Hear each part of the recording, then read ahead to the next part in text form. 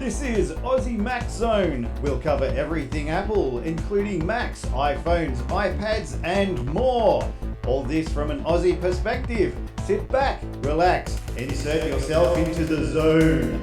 The Aussie Mac Zone.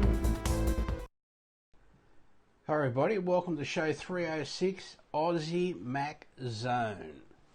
Brought to you by IT Help to You and Aussie Tech Radio. With me tonight is Zarn. How are you, bud?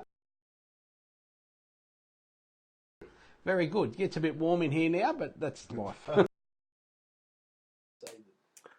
Yes, I've got to also press the button. It's all right. We're still new. We're okay. So, our Aussie Apple ramblings this week. International Business Times reports Apple leads industry not because of its trademark innovation. Apple is currently enjoying the lead with the massive success of the iPhone 11. However, the company achieved this through pursuing customer interests rather than rocking the competition with a whole new feature on the smartphone. However, fans are hopeful for the company's work in 2020. As seen on a report from CNBC, Apple used its knowledge about what customers want to make the iPhone 11. The smartphone camera is noted as one of the most important part of a device according to many customers. With this in mind, the iPhone 11 has crowning feature is the iPhone 11 crowning feature is its multi-lens camera with all of its features geared toward camera modes. Apple's known design about their devices is that it offers something new and better against its competition. The company was not the first to offer such a camera feature, but definitely leads in the quality of it. So far, Apple's new devices this year are definitely better than the competition. Samsung's new Galaxy Fold still has problems with its durability, and its hinges still has problems. Meanwhile, Huawei's new smartphones barely has a chance in the US due to government banning the company from doing business in the country. Apple's current situation is great for fast growth, and it currently is. As of now, Apple smartphone shares 41% of the market sales in the US. Their choice is not innovate and play it safe. The choice to not innovate and play it safe for 2019 can't be contested if it contributes to the growth of the company. Many analysts see that investing on camera and hardware are one of the safer upgrades. While many long-time Apple fans won't be seeing any new features for iPhone 11, many fans are expecting to see the innovation next year on a 2020 iPhone in generation. Apple is yet to confirm any new features or any news on its next iPhone, and it won't because they don't, but it is said that Apple is planning something big for the next generation. So we still appear to have some sort of issue, but I don't know what it is. But here we go again. As I said before, it's all about the updates. Pages, numbers, and Keynote for iOS, iPadOS, and macOS. Here are the full release notes, which are basically the same for Pages, Numbers, and Keynote. So we can enable dark mode to emphasize your content. On iPadOS, use Pages in multiple spaces or edit two documents side by side in split view.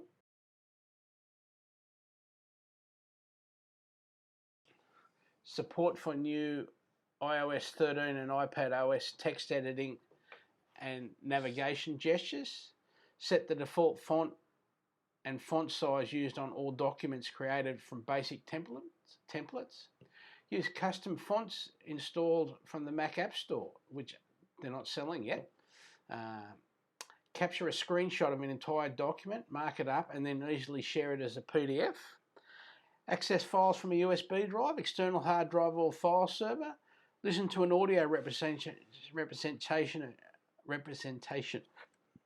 of your chart using VoiceOver. Add accessibility, descriptions to audio, video, and drawings. Improve the accessibility to exported PDFs.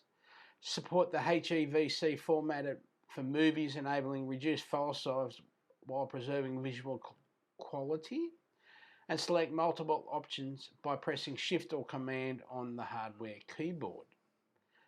And yes, it's slowly getting there. It's catching up to the Mac. Now, Geeky Gadgets reports the first case of Apple Card fraud has been reported. One of the main security features of the Apple Card is the lack of numbers printed on the card itself. Aside from your name, the Apple Card does not have credit card number printed on the card or the CVV. This is to help prevent fraud, because even if people don't have access to the card, those numbers could still be used to authorise purchases.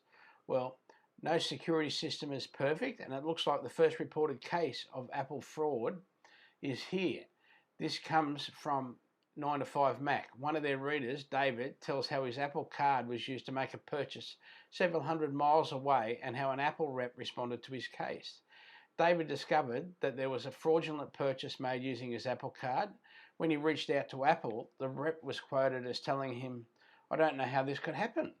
The rep also states that this is very rare for instance in which the Apple Card could have been in two places at once, and that they will be investigating the issue to see how it happened. Now, despite the lack of numbers on the card, it still contains a magnetic strip and a chip, and that makes it susceptible to skimming devices and cloning. That may be how David's card might have been copied or used. That's what I thought. Like, I thought the only way they're going to be able to do this is if they've skimmed it or cloned the card. Yeah. So there's no other way. Like, you think about it, like, what other way have they got? Yeah. So this is our first case of the reported fraud on the card. So we'll see how and whether there's any more stories. Now, don't forget, we are brought to you. See that clip straight over. Yep. We are brought to you by IT Help to You. So, except using us as an example tonight of my video skills, but I did sort it out. You notice how I knew how to sort it out. So, yeah, IT Help to You, keeping it simple. If you want Mac stuff done or get your Mac and your Windows machines talking, just give us a yell. Not only sorted out, we swapped cameras and everything in a matter of minutes. Yes. And back up and running. So. And I have had one of our listeners contact me this week about wanting some things for his computer. So I've just got to find out whether it's actually able to be done. Excellent. Yes. So now over to you for your gaming, Zarn. Great. So over the last weekend, everything like that, Apple's dropped about 8 new games. 5 of them that I've got here in most. Shock Rods, Mind Symphony, Decoherence, and Stella are just 5 of the 8 games that were dropped.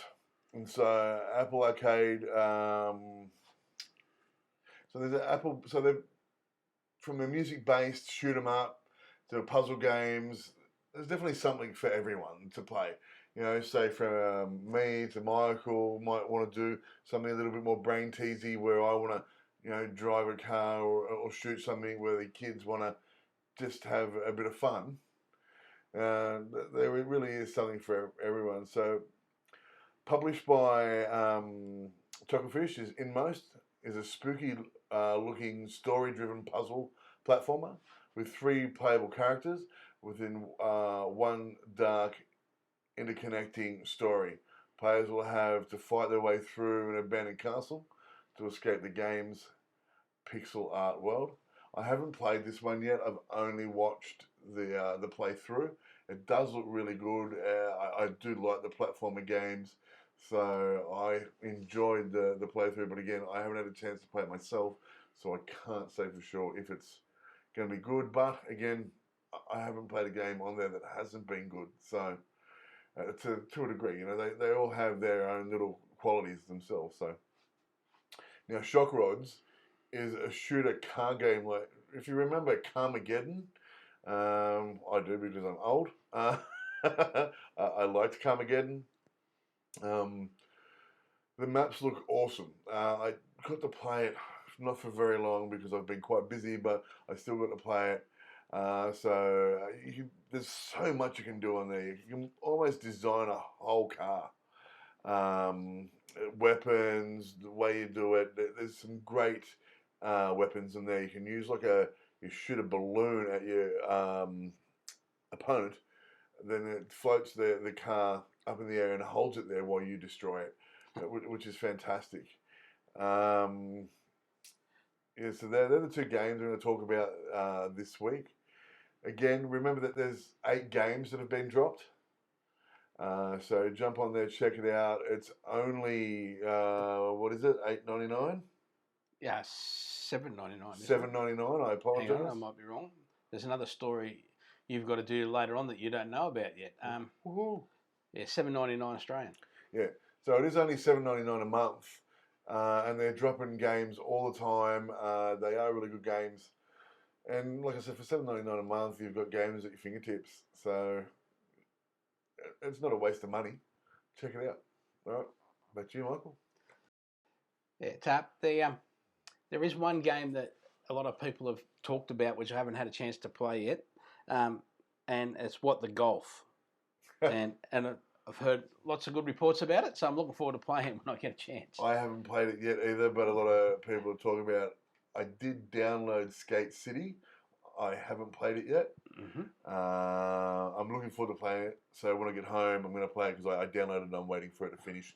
It didn't take long. It's just that I was making dinner for the kids, everything like that, so I didn't get a chance to play it. I will, because when I get home, kids will go to bed and I'll actually get some game time tonight. Excellent.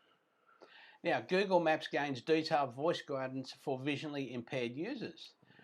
Google Maps has gained a new detailed voice guidance feature to help users with impaired vision get where they're going to on foot. With a launch timed to on a World Sight Day, the feature continually reminds the user that they're on the correct route, the distance until the next turn, and the direction they're walking in. Detailed voice guidance also provides the user with warnings when approaching large intersections and let them know if they've accidentally left their route by offering a spoken notification that they're being rerouted. The new accessibility feature will be a welcome addition for users who are blind or have moderate to severe vision impairments. But the reminders could be handy for people with normal eyesight too. To enable the accessibility feature in Google Maps, go to the settings section of the app and tap navigation. At the bottom of the list, beneath the walking options heading, is an option to turn detailed voice guidance. Detailed voice guidance for walking is rolling out on Android and iOS and is initially available in English in the United States and Japanese in Japan, with support for additional languages and countries on the way. As Google notes in a blog post, while this feature can be enormously helpful to people with visual impairments, it can also help someone who wants a more screen-free experience on their next walking trip. Similar to the announcements you might hear at crosswalks or on a bus, everyone can benefit from it. Not everyone will need this level of assistance, but it's great to know it's available and only a tap away. This is really great. I think this is fantastic. And you can have it going just with your earbuds in anyway, as you're walking along through Sydney, looking at all the even if you're going overseas to, when you're on holidays somewhere, even if you're in Brisbane on holidays, you could be walking along listening when they release it in Australia. Yeah. And still seeing all the sights, not having to sit down and look at the. Yeah, that's right. And like if you've just got it on your earbud. Yeah. And we're going to, like you said, in Brisbane. You might want to head over to South Bank and you don't know how to get there from the main station. Yeah. Like from Roma or something like that, and you go there in there. It gives you directions. You just follow them, and yeah, that's cool. Yeah. Now, Catalina for the Mac. Catalina for the 15th version of Mac OS X came out of beta this week, and here are some of my comments. my So, firstly, you need something called Go64 from St. Clair Software. You look it up on the web. Now, this checks if all your apps are fully 64-bit. Unlike the Catalina install, for example, some Adobe apps, although 64-bit, have components that are still 32-bit and so crash. After the install, be prepared for a barrage of security questions, especially from apps you have launch at startup or login. Also, each time you request a download, even from Apple, it asks, do you want to download from this website? And this has stopped malicious sites pushing stuff to you that you're not aware of. Now, don't update your notes and or your reminders unless you're on iOS and iPad OS 13, and be prepared to wait for your list to update slowly. I'm talking slowly. Like, one of the hassles is when you click update your reminders, they all go away and you think, oh no, they've all gone. And it just takes quite a while for them to start coming back slowly. Now, lots of things are still a bit iffy, and I think most of it's on Apple's side is due to the changes happening behind the scenes in an iCloud drive, which is where all your information's kept. Find My App now lists people, shared and family members, devices with battery charge. So it tells you how much battery you've got left in your AirPods and your phone, your computer, your iPad.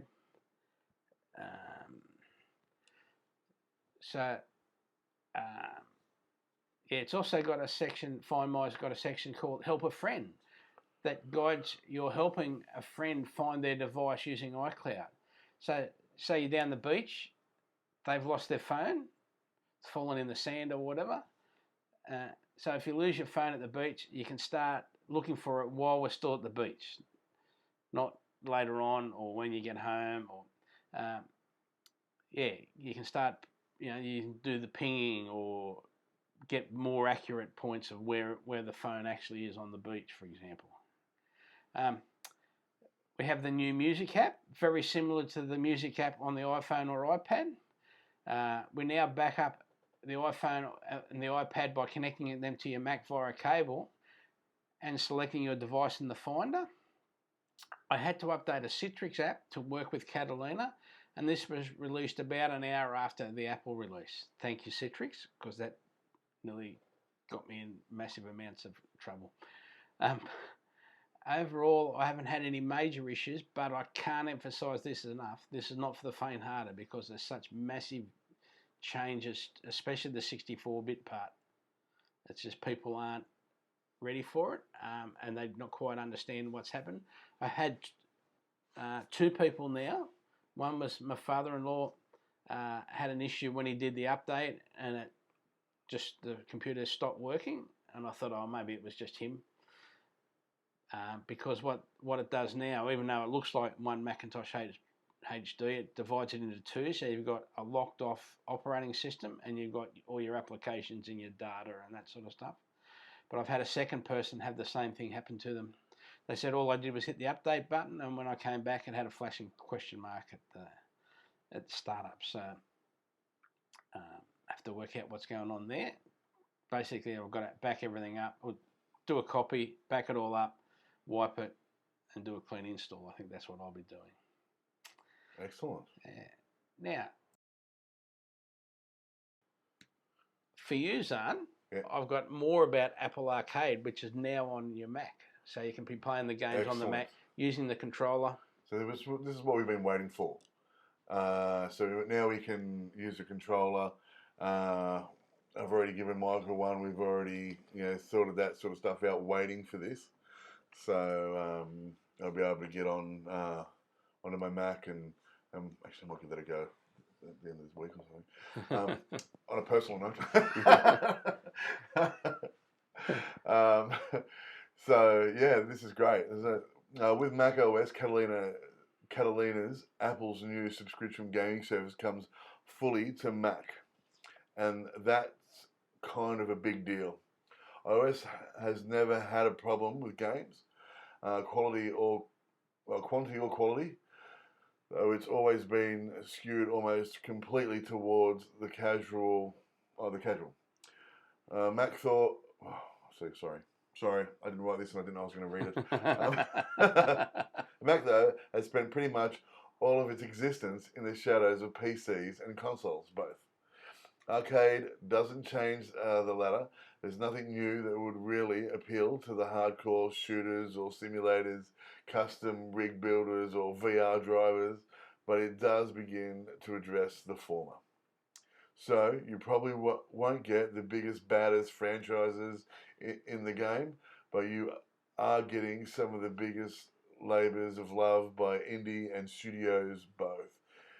You can play with them with the keyboard, the mouse, or tracking pad, and in many cases the Xbox or PlayStation controllers. macOS Catalina has just added support for. For years, developers had to worry about whether or not their more creative, more experimental, and more upfront game ideas could even survive in the increasing free-to-play, franchise-driven,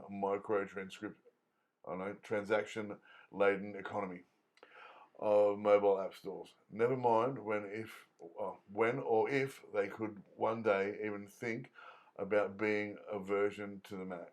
I'll bring a version to the Mac. Now with Arcade, indie and even studio developers are being incentivized by Apple to not just make the games they want to make. They want to make great games, but to make them great across all of Apple's platforms, including the Mac. That includes its own tab and placement opportunities in the App Store, which if you have your device already, you will notice that there in your App Store there is already an arcade button. Yep. So, yeah. Opportunities in the App Store, some of the most valuable real estate in software. I'm not sure how many people will pay the $7.99 per family subscription for you just to have Arcade on the Mac, but I think a lot of people who subscribe for OS will find that, like Apple TV also, have Arcade on the Mac is an absolute delight. It really is. I've got it on my phone. We've got it here on Apple TV. I will now put it onto my Mac. I've got Family Share. Michael, you've got Family Share as well. Mm-hmm. So absolutely, yeah. I don't think $7.99 is much. You got to think about. I also probably spend a year on games now. It would have been a lot more prior children, but I'm still probably spending $400 or $500 a year on games. So a hardcore gamer spends way more than that. So $7.99 a month, isn't too much to ask for some great gaming that you can, sort of watch and play together, take turns, and it's right there. It's at your fingertips. You don't have to, go out and buy a game or, set up the console or anything like that. It's just right there. It's either on your Mac or with the Apple TV. If you've got Apple TV at home, it really is right there. And it's fun for everybody. So, yeah. Thank you, Michael. Excellent. Sorry to throw that at you. No, I don't mind it at all. So just cool. Just talking about Apple TV Plus for a moment, there's one story that I did want to chuck in. There's a magazine called Emmy Magazine, and because I've bought a new phone, I get Apple TV Plus when it comes out in November for 12 months for free. That's really cool. Buy any new Apple device, even an Apple TV, you get Apple TV Plus for free for 12 months. But Emmy Magazine is offering 3 months Apple TV for free. So if you go out and buy the magazine, you will get a coupon number, a voucher in the latest issue, and you'll get 3 months. So it might be worth buying the magazine to get the coupon. Yeah, absolutely. Yeah, I don't know how much the magazine is, but I saw that and I thought, oh, that's an interesting way of promoting Apple TV Plus through that TV type magazine. So, well, I think we'll find out how much it's going to cost. I'll look into that because I'm interested in that. So yeah, Yeah. I'll look into that. And next week we'll let you know how much the magazine costs. Oh, we'll chuck it in the show notes. Yeah, there you go. Yeah.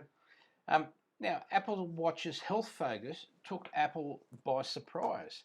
Apple didn't predict how important health tracking tech would be to Apple Watch. CEO Jeff Williams said in an interview published last weekend. It was very organic, he said. Most people think we had this major health initiative. Well, we had some notions in the beginning, but no idea where it would lead. And honestly, it's a situation where we started pulling on threads, and the more we pulled, the more we realised there's such a huge opportunity for us to impact people with the information that's on their wrist. And I agree with that because I did my exercises in the pool today, and it said I completed my exercise ring really early, and I went, yes, like I was really proud. That's really cool. Apple initially marketed the Apple Watch as being a fashion item that did some tech stuff. It invited fashion bloggers to its unveiling event, debuted it at Paris Fashion Week, and created the ultra-pricey Apple Watch edition aimed at the luxury crowd. But something changed. The first Apple Watch had a heart rate monitor because it was a better way to have accurate step detection. However, it didn't take long for Apple to realise what it had, Williams continued. The first letter we got about it saving someone's life with just the heart rate monitor, we were surprised because anybody can go to watch the clock and get their heart rate. But then we started getting more and more, and we realised we had a huge chance and maybe even an obligation to do more. That led us down the path to do everything, including medically regulated apps. Health is such an important dimension. Apple has doubled down on health capabilities of the Apple Watch with features like its ECG reader and more. A Stanford University study shows that the Apple Watch can be used to accurately identify atrial fibrillation. 3 new studies will follow later this year. These will focus on menstrual cycles and gynecological conditions, heart rate and mobility, and hearing. Tim Cook has said he thinks Apple's focus on health will prove to be its lasting legacy. Now, future Apple Watch health focus glucose sensor. Everyone was expecting it this year, and it was one of the big rumours. But Apple typically doesn't comment on rumours about future devices. Williams doesn't break with tradition, but he does express caution at the suggestion that a future Apple Watch could come with a glucose sensor. Non-invasive sensing of the human body is incredibly challenging. You mentioned glucose. People have been talking about non-invasive glucose sensing for decades. I read every year that somebody has a non-invasive glucose sensing monitor ready, and what I tell you is it's hard enough to detect glucose when you can access the interstitial fluid, and it's way harder to do it with photons. And so, of course, we will be interested in more sensors down the road. Excellent. Yeah. That's really cool. Oh, by the way, Tim. Tim, thank you, buddy. Thanks for joining in part 2. Happy birthday for your daughter. Yeah, happy birthday, Tim. So, yeah. Awesome. Excellent. We did have a few problems there in the middle, and we apologise that to everyone. But yes, we came back. Baby steps with a new format that we're trying to put together. I hope you guys are enjoying it because we really are, and it's only going to get better. So bear with us. Yeah, until we were like the camera again, because I'm using iPhones as cameras, and they got red hot 2 weeks in a row, and I don't know why. I don't know what the difference between week 1 and week 2 and 3 are. Yeah, that's what does me in. But I apologise, but we're back and up and running. Now, our show promotion links each show will be on your upload. This week's link being aussiemaxzone.com.au AMZ 306. There you'll see the last 6 weeks' show notes. You can email Michael or Zarn at aussiemaxzone.com.au. Do a search on Spotify. Just search for Aussie Max Zone. Thanks this week to Aussie Tech Radio and IT Help to you. But most importantly, you, which are our supporters, our biggest supporters are you, our listeners. Thank you. Our watchers, thank you. Our listeners. Yes. Yep. Thank Excellent. you. Everybody, Zarn, over to you for the sign out. Remember, guys, apple a day keeps the androids away. Thanks. See you next week. Cheers.